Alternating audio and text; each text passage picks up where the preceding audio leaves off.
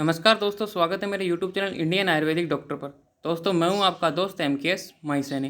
दोस्तों, जो student BAMS bachelor of Ayurveda medicine and surgery जो 4.5 साल का कोर्स प्लस 1 साल के इंटर्नशिप मतलब टोटल 5.5 साल का कोर्स है, उसमें एडमिशन लेने वाले स्टूडेंट मतलब आपको पता है, जो आयुर्वेदिक डॉक्टर बनना चाहते हैं, वैद्य बनना चाहते हैं, जो एडमिशन लेने वाले स्टूडेंट है, उनके लिए ये वीडियो बहुत ज़्यादा महत्वपूर्ण होने वाला है। और जिन्होंने एडमिशन ले लिया है उनके लिए भी बहुत महत्वपूर्ण होने वाला है, क्योंकि जो कन्फ्यूजिंग रहते हैं कि BMS करना चाहिए कि नहीं चाहिए, भविष्य में क्या स्कोप है, जॉब मिलेगी कि नहीं मिलेगी, हमें समझ में आएगा कि नहीं आएगा, क्या रीज़न, ये सारे फैक्टर्स हम इस वीडियो में कवर करेंगे। तो मेरा वीडियो का टाइटल है BAMS में एडमिशन लेने वाले स्टूडेंट इस वीडियो को ज़रूर देखें, मतलब आपके सारे डाउट क्लियर हो जाएंगे। देखो, BAMS में एडमिशन लेने वाले स्टूडेंट 12th पास बायोलॉजी से होते हैं, सारे 100% स्टूडेंट होते हैं। अब मैंने उनको 3 कैटेगरी में बांटा है, 20%, 60%, 20%, टोटल हो गया 100। 20% स्टूडेंट ऐसे होते हैं जो 12th बायोलॉजी से पास होते हैं, उनको पता होता है हमारी फैमिली आयुर्वेदिक से बिलोंग करती है, मतलब कोई की दुकान है, कोई आयुर्वेदिक डॉक्टर का बेटा है, कोई रिश्तेदार का बेटा है, तो उनको पता है आयुर्वेद के क्षेत्र के बारे में, तो वो बिना सोचे समझे बिना झिझके एडमिशन ले लेते हैं, क्योंकि उनको पता रहता है जो सिक्योरिटी होती है उनके पास, क्योंकि उनका फैमिली बिजनेस उनको आगे बढ़ाना होता है। तो ऐसे में 20% स्टूडेंट को बिना कुछ सलाह दिए वो एडमिशन ले लेते हैं, ठीक है, उनके लिए सेफ है, क्योंकि उनका परिवार इस चीज़ से जुड़ा हुआ है, क्योंकि उनको नॉलेज है। अब आते हैं ये 60% स्टूडेंट जो नीट की तैयारी करते हैं, MBBS के लिए, भाई PMT की तैयारी करते हैं, MBBS लेंगे, डॉक्टर बनेंगे।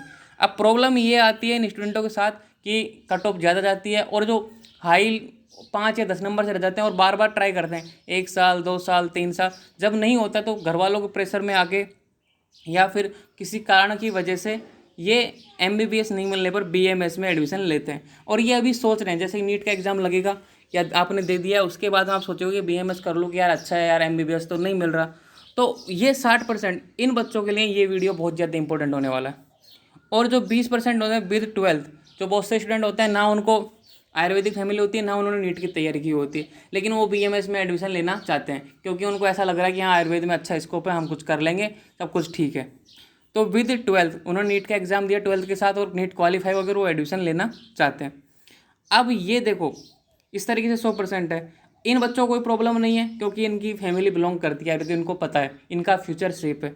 ये 60% बच्चे और ये 20% बच्चे, मतलब टोटल 80% बच्चे हमेशा कन्फ्यूज रहते हैं कि हमने गलत तो नहीं किया, BMS ज्वाइन करके सही किया, गलत किया, जॉब मिलेगी। तो 4.5 साल और 1 साल की इंटर्नशिप वो इसी सस्पेंजेशन में निकाल देते हैं।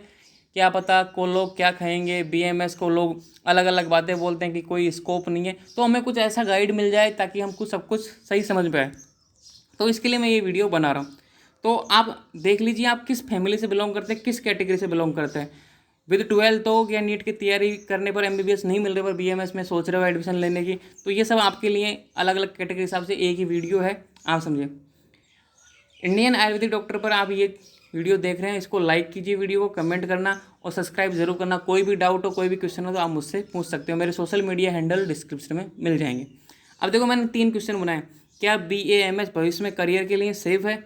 क्योंकि MBBS में हमेशा यही है कि तुरंत जॉब मिल जाती है, बढ़िया है, हॉस्पिटल डाल लेंगे, सब कुछ सेट होता है उनको। डॉक्टर क्यों बनना चाहते हैं? एक तो समाज कल्याण हो सके और पैसा कमा सके। देखो, दो ही बात होती है।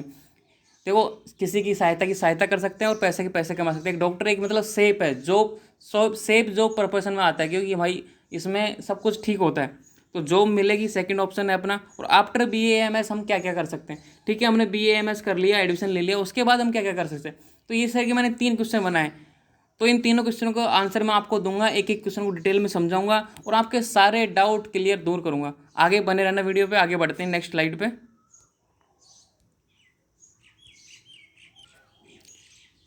जो अपना पहला क्वेश्चन था, क्या BAMS भविष्य के करियर के लिए सेफ है? तो मेरा आंसर है यस। आप पूछोगे क्यों? भाई मैंने क्यों यस बोला? क्योंकि इतनी जॉब अपॉर्चुनिटी है इसमें, इतना सारा स्कोप है, क्योंकि आने वाले समय में सब हेल्दी, और जितने भी साइड इफेक्ट हैं एलोपैथियों की गोलियों के, जितने भी मतलब क्रोनिक डिसऑर्डर हैं, उनमें आयुर्वेदा इफेक्टिव है। तो लोग धीरे धीरे समझ रहे हैं, अपने आयुर्वेद को, पुरानी पद्धति को अपना रहे हैं, और पेशेंट बढ़ रहे हैं। पेशेंट बढ़ने की वजह से करियर सेव, क्योंकि पेशेंट ही बढ़ेंगे तभी तो अपने पास डॉक्टर बन रहे हैं अपन।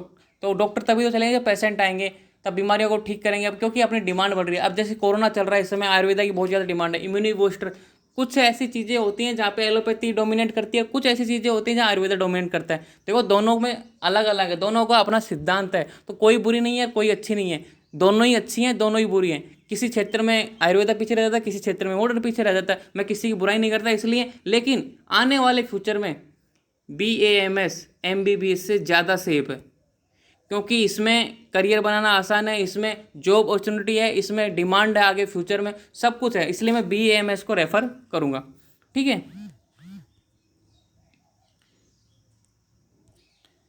अब अगला क्वेश्चन अपना है कि जॉब मिलेगी, यस, गवर्नमेंट जॉब मिलेगी कि नहीं मिलेगी। अब बड़ा सवाल होता है लोगों का कि MBBS करने के बाद तुरंत गवर्नमेंट जॉब मिलती है, वैकेंसियाँ आती रहती है, क्या BMS में ऐसा कुछ होता है कि जॉब मिलेंगी कि नहीं मिलेंगी। अब मैं आपको बता दूँ, यहाँ का मैंने 40% और 60% रेशो बताया, तो 40% में है यस भाई जॉब मिलेगी, और 60% में है नो।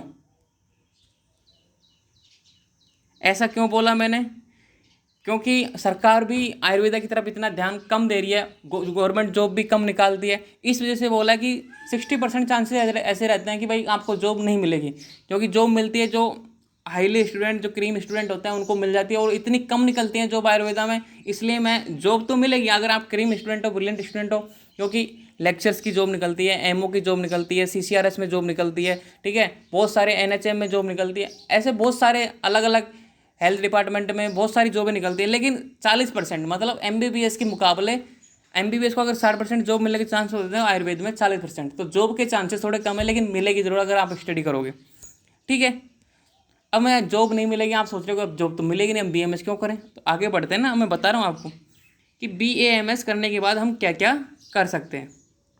देखो हायर स्टडी, उच्च शिक्षा, PG कर सकते हो और PhD कर सकते हो। जिस प्रकार से अपने एलोपैथी में आप, क्योंकि हमें एलोपैथी का उदाहरण इसलिए दे रहा हूँ क्योंकि आप समझ सको, क्योंकि BMS करने वाला स्टूडेंट जो शुरुआत में होता है 12th पास, उसके नज़र में एक MBBS ही माइंड में रहता है, वो समझ ही नहीं पाता कि BAMS भी एक अच्छा स्कोप है। क्यों अपना टाइम बर्बाद करें, क्यों PMT की बार बार नीट की तैयारी करते रहें, क्यों अपना टाइम बर्बाद करें। तो उसको समझाने के लिए PG और PhD, जिस तरीके से अलग अलग सब्जेक्टों में हमारे आयुर्वेदा में काय चिकित्सा है, ठीक है, पंचकर्म है, शल्य तंत्र है, बाल रोग विभाग है, स्त्री रोग विभाग है, ठीक है, स्वस्थ व्रत है जिसमें योगा का अच्छे प्रैक्टिस कर सकते हो। तो बहुत सारी मतलब PG अलग अलग सब्जेक्टों से अलग अलग, और PhD कर सकते हो, और विभिन्न विभिन्न क्षेत्रों में अपना नाम कमा सकते हो। जैसे अपन बोलते हैं ना कि भाई हृदय विशेषज्ञ बन गया, ये स्त्री रोग विशेषज्ञ बन गया, इस तरीके से आयुर्वेद में आप बन सकते हो। एक स्पेशल रोग पर भी आप रिसर्च करके एक अच्छे डॉक्टर बन सकते हो। ठीक है, अगला है BMS प्लस डिप्लोमा। आपका मान लो PG में सिलेक्शन नहीं हुआ, किसी कारण आप रह गए, क्योंकि PG की सीटें सीमित होती हैं, तो आप BMS के बाद में डिप्लोमा कर सकते हो, कि योगा से डिप्लोमा कर लिया, पंचकर्मा से डिप्लोमा कर लिया, क्योंकि डिप्लोमा भी 1-1 साल का होता है, उसमें एडमिशन ईजी से मिल जाता है, और आप उनकी नॉलेज प्राप्त कर सकते हो, एक मतलब स्पेशल डिप्लोमा कर सकते हो। ऐसे ही MBBS में होता है, तब PG की सीट नहीं मिलती तो बहुत से स्टूडेंट डिप्लोमा करते हैं MBBS के बाद में, इसी तरह BMS में भी है। थर्ड पॉइंट दिया मैंने आपको, स्वयं का क्लिनिक डाल सकते हो, ये वेरी वेरी इंपॉर्टेंट है। ये यहाँ इसका मतलब मेन इंपॉर्टेंट है, बताऊँ क्यों। सबसे बड़ी बात ये होता है कि बहुत से स्टूडेंट BMS कर लेते हैं और एलोपैथी की प्रैक्टिस करने लग जाते हैं। जो अपनी पद्धति है, स्टडी आपने की आयुर्वेद की और प्रैक्टिस कर रहे हो एलोपैथी की, तो ये सरासर गलत है, मतलब रॉन्ग है। अगर आप ऐसा करोगे तो आयुर्वेद में नाम नहीं कमा पाओगे। मैं अभी बोल रहा हूँ, अगर आपको ऐसा माइंड है कि मैं BMS कर लेता हूँ उसके बाद मैं एलोपैथी की प्रैक्टिस कर लूँगा किसी हॉस्पिटल में जाके, तो आप BMS मत कीजिए, क्योंकि आप ना इधर के रहोगे ना उधर के रहोगे, और आप 20 में झूलते रहोगे। वही 25 से 50 हज़ार रुपये मिलेंगे आपको, उसी में झूलते रहोगे और डरते डरते काम करोगे, अपना पूरी पढ़ाई अपना जीवन बर्बाद करोगे। इसलिए जब भी प्रैक्टिस करो स्वयं का क्लिनिक डालो, तो शुद्ध आयुर्वेदिक, आप शुद्ध आयुर्वेदिक क्लिनिक जिसमें आपकी अच्छी पकड़ है, जिस क्षेत्र में आपकी अच्छी पकड़ है, जैसे कि आप मान लो काय चिकित्सा में कर सकते हो, शल्य तंत्र में कर सकते हो, जिसमें जिस रोग में आपकी अच्छी पकड़ है उस पर क्लिनिक कीजिए। आप अपने गांव, अपने क्षेत्र, अपने सिटी में आयुर्वेदिक क्लिनिक डालिए। हो सकता है शुरुआत में पेशेंट कम आए, आपका गुजारा ही हो, जीवन यापन ही हो, धीरे धीरे जैसे जैसे आपकी क्लिनिक प्रैक्टिस अच्छी होती जाएगी आपका नाम रोशन चलेगा, और MBBS से ज़्यादा आप अच्छी ख्याति प्राप्त करोगे, ये मेरा आपसे वादा है। ठीक है, अगला है टीचर और लेक्चरर। आप बहुत से स्टूडेंट क्लिनिक नहीं खोलना चाहते, डॉक्टर प्रैक्टिस नहीं करना चाहते, वो लेक्चरर बन सकते हो, टीचर। इतनी सारी कॉलेजें हैं, इतनी सारी यूनिवर्सिटी हैं, वहाँ पे भी जॉब निकलती हैं, वैकेंसी निकलती है, वो प्रोफेसर, असिस्टेंट प्रोफेसर, HOD, ये सब टीचर लेक्चरर ही तो होते हैं, वो BMS करे वाले होते हैं, तो तुम भी तो बन सकते हो ना, वो भी जॉब अपॉर्चुनिटी है। आपके पास देखो RAS और IAS बहुत से स्टूडेंट BMS करने के बाद में RAS और IAS की तैयारी करते हैं। ये एक अलग पॉइंट है कि कॉलेज की डिग्री साथ होती है, ठीक है। स्पेशल रोग पर आप शोध कर सकते हो। कोई भी आपके गांव में ज़्यादा रोग है, मतलब किसी मतलब त्वचा पे ज़्यादा संबंधित रोग है, तो अलग अलग आचार्यों ने अलग अलग सिद्धांत बताएं। जब आप स्टडी करोगे तो आप समझ जाओगे कि आपको किस रोग पर चिकित्सा करनी है। एक स्पेशल रोग पे आप शोध कर सकते हो बढ़िया सा। और एक CCRS नाम से एक संस्था है अपने आयुर्वेद में, आप समझ जाओगे जब आगे आगे इसमें आप रिसर्च कर सकते हो। स्वयं की फार्मेसी डाल सकते हो, क्योंकि अब रसशास्त्र नाम से एक सब्जेक्ट है PG करने, उसके बाद में आप स्वयं की फार्मेसी भी डाल सकते हो। खुद की दवाइयाँ, खुद के जो टैबलेट्स हैं वो बना सकते हो, ठीक है। आप BAMS के बाद में MBA कर सकते हो बिजनेस के लिए, ठीक है। BAMS के बाद में MPH कर सकते हो, जो 2 साल का कोर्स होता है, मास्टर्स इन पब्लिक हेल्थ। इस कोर्स करने के बाद में काफ़ी गवर्नमेंट में बहुत सारी आपको लीगल एडवाइज़र, बहुत सारे मतलब जो सहायता है भारत सरकार के द्वारा, उनमें आप जॉब अप्लाई कर सकते हो। अब आगे बढ़ते हैं, मतलब बहुत सारे जॉब अपॉर्चुनिटी है। लेकिन जो BMS करने वाला स्टूडेंट अगर वो सोचे कि मुझे तो एलोपैथी की प्रैक्टिस करनी है BMS के बाद में, तो वो BMS ना करें, मैं उसको मना ही करूँगा। अगर आप शुद्ध आयुर्वेदिक प्रैक्टिस करना चाहते हो, शुद्ध आयुर्वेदिक क्लिनिक डॉक्टर बनना चाहते हो, तो BMS करना, आपका करियर आपके सामने बहुत छोटा रह जाएगा अगर आप एलोपैथी प्रैक्टिस करोगे। और आप आयुर्वेदिक प्रैक्टिस करोगे तो आपका करियर बहुत आसमान की ऊंचाइयों पे छुएगा। हम आगे बढ़ते हैं नेक्स्ट स्लाइड में। ये मैंने एक स्लाइड बनाई है, the job profiles after completing the BMS program are the following. आप लेक्चर बन सकते हो, साइंटिस्ट बन सकते हो, थेरेपिस्ट बन सकते हो, कैटेगरी मैनेजर, मतलब हर तरह के अलग अलग कैटेगरी के अलग अलग रोगों के हिसाब से, बिजनेस डेवलपमेंट ऑफिसर, अपना बिजनेस, अपने खुद के क्लिनिक, खुद की फार्मेसी, काफ़ी कुछ, सेल्स रिप्रेजेंटेटिव, किसी कोई आपने मान लो कोई अच्छा सा योग बना दिया, कोई अच्छी सी औषधि बना दी, उसके सेल्स रिप्रेजेंटेटिव, मतलब अपने किसी फार्मेसी में काम कर रहे हो तो उसको प्रमोशन कर सकते हो आयुर्वेदिक डॉक्टरों के पास ले जाके। Product manager, pharmacist, clinical trial coordinator, देख जैसे अभी क्लिनिकल ट्रायल होते हैं आयुर्वेदा के, उनके कोऑर्डिनेटर बन सकते हो। मेडिकल रिप्रेजेंटेटिव, आयुर्वेदिक डॉक्टर तो आप बन ही रहे हो। सेल्स एग्जीक्यूटिव, मतलब बहुत सारे हैं। Assistant manager health, manager traditional audit, तो बहुत सारे ऑप्शन है। मतलब ये तो मैंने आपको ये बताया, उनके बाद में जब आप वो सब नहीं कर सकते हो ना, जो शुरुआत की PD जो मैंने बोर्ड पे लिख के बताए थे, उसके बाद में जो बहुत से स्टूडेंट कमज़ोर रह जाते हैं, नहीं चल पा रहे, तो उनके लिए ये। और अगली बात मैं बताता हूँ, आपकी बुक लिख सकते हो अच्छी सी, अच्छे राइटर बन सकते हो, अच्छे सिलेबस की बुक लिख सकते हो, ठीक है। अपने फर्स्ट ईयर से फाइनल ईयर तक की योगा पे, आयुर्वेदा पे अच्छी अच्छी बुकें लिख सकते हो। मतलब जॉब की तो कमी नहीं है। और सबसे अच्छी बात मैं आपको बता देता हूँ कि आयुर्वेदा में कमी है, डॉक्टरों की कमी है, आयुर्वेदा क्लिनिक की कमी है, तो आपके पास स्कोप बहुत ज़्यादा है। अगर आप एलोपैथिक प्रैक्टिस करना चाहते हो तो मैं मना करूँगा BMS करने की।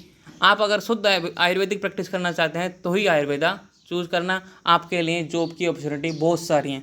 आई होप आपको ये समझ में आया होगा। वीडियो पसंद आया तो लाइक कीजिए, सब्सक्राइब कीजिए और अपने दोस्त, अपने फ्रेंडों के साथ शेयर कीजिए। Thank you. और कोई गलती हो तो क्षमा करना, क्योंकि मेरा उच्चारण प्रोनाउन में थोड़ी मिस्टेक हो सकती है। धन्यवाद।